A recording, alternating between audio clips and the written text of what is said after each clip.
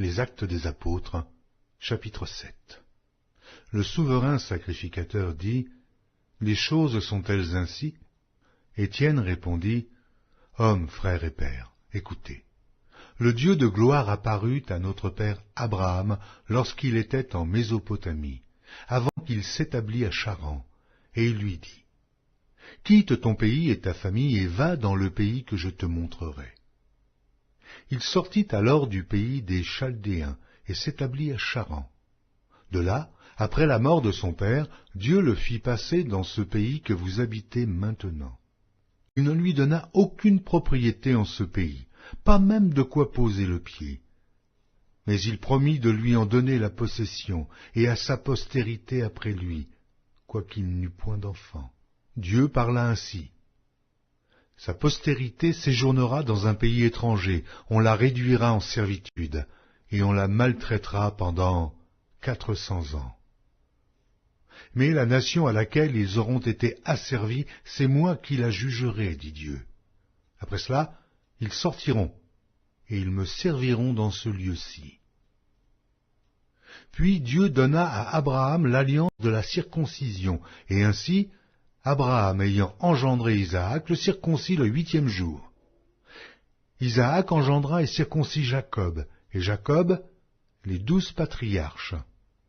Les patriarches, jaloux de Joseph, le vendirent pour être emmené en Égypte. Mais Dieu fut avec lui, et le délivra de toutes ses tribulations.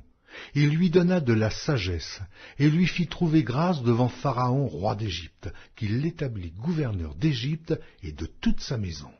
Il survint une famille dans tout le pays d'Égypte et dans celui de Canaan. La détresse était grande, et nos pères ne trouvaient pas de quoi se nourrir. Jacob apprit qu'il y avait du blé en Égypte, et il y envoya nos pères une première fois. Et la seconde fois, Joseph fut reconnu par ses frères, et Pharaon sut de quelle famille il était. Puis Joseph envoya chercher son père Jacob et toute sa famille, composée de 75 personnes. Jacob descendit en Égypte, où il mourut, ainsi que nos pères, et ils furent transportés à Sichem et déposés dans le sépulcre qu'Abraham avait acheté à prix d'argent des fils des morts, père de Sichem. Le temps approchait où devait s'accomplir la promesse que Dieu avait faite à Abraham, et le peuple s'accrut et se multiplia en Égypte, jusqu'à ce que parut un autre roi qui n'avait pas connu Joseph. Ce roi, usant d'artifices contre notre race, maltraita nos pères, au point de leur faire exposer leurs enfants pour qu'ils ne vécussent pas. À cette époque naquit Moïse, qui était beau aux yeux de Dieu. Il fut nourri 3 mois dans la maison de son père, et, quand il eut été exposé, la fille de Pharaon le recueillit et l'éleva comme son fils. Moïse fut instruit dans toute la sagesse des Égyptiens, et il était puissant en parole et en œuvre. Il avait 40 ans lorsqu'il lui vint dans le cœur de visiter ses frères, les fils d'Israël. Il en vit un qu'on outrageait, et, prenant sa défense, il vengea celui qui était maltraité et frappa l'Égyptien. Il pensait que ses frères comprendraient que Dieu leur accordait la délivrance par sa main. Mais ils ne comprirent pas. Le jour suivant, il parut au milieu d'eux. Comme ils se battaient, il les exhorta à la paix. « Hommes, dit-il, vous êtes frères, pourquoi vous maltraitez-vous l'un l'autre » Mais celui qui maltraitait son prochain le repoussa en disant « Mais qui t'a établi chef et juge sur nous ?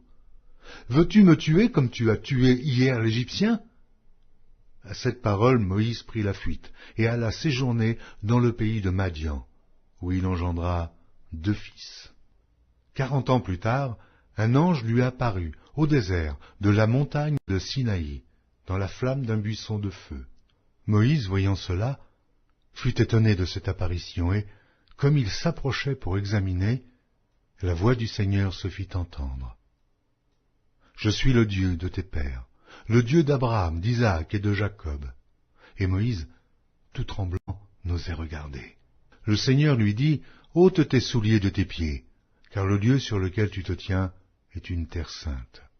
J'ai vu la souffrance de mon peuple qui est en Égypte.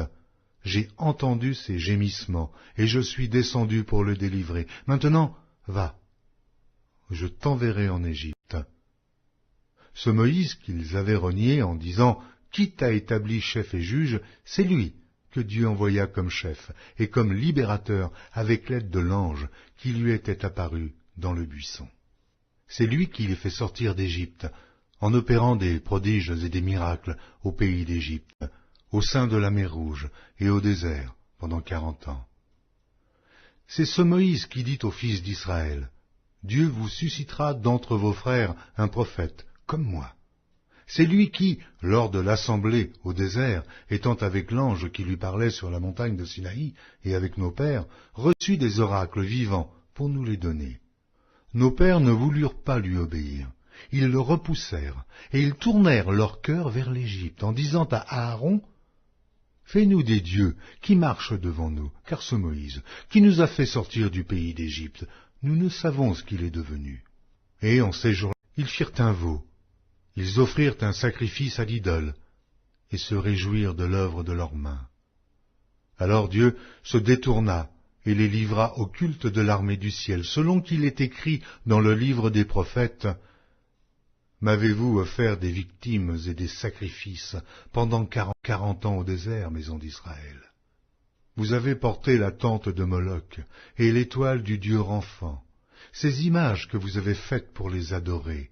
Aussi, vous transporterai-je au-delà de Babylone. » Nos pères avaient au désert le tabernacle du témoignage, comme l'avait ordonné celui qui dit à Moïse de le faire d'après le modèle qu'il avait vu.